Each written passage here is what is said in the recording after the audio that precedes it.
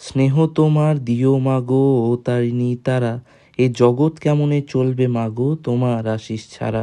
জয় মা তারা, কেমন আছেন সবাই? আশা করি সকলে ভালো আছেন। ব্লগের শুরুটা হোক মায়ের দর্শন দিয়ে। আর এই হচ্ছে আমাদের জগৎ জননী মা উগ্র তারা।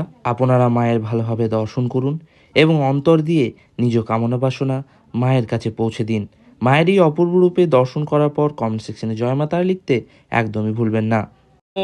প্রত্যালিঢ পদর্পিতংহি শবরিঢ ঘৌরাট্ট হাস্যপরা। আজকের ব্লগটা শুরু করছি একটু দেরি করেই। এখন দুপুর 12:30 বাজে। চলছে মায়ের মন্দিরের গর্ভগৃহ পরিষ্কারের কাজ।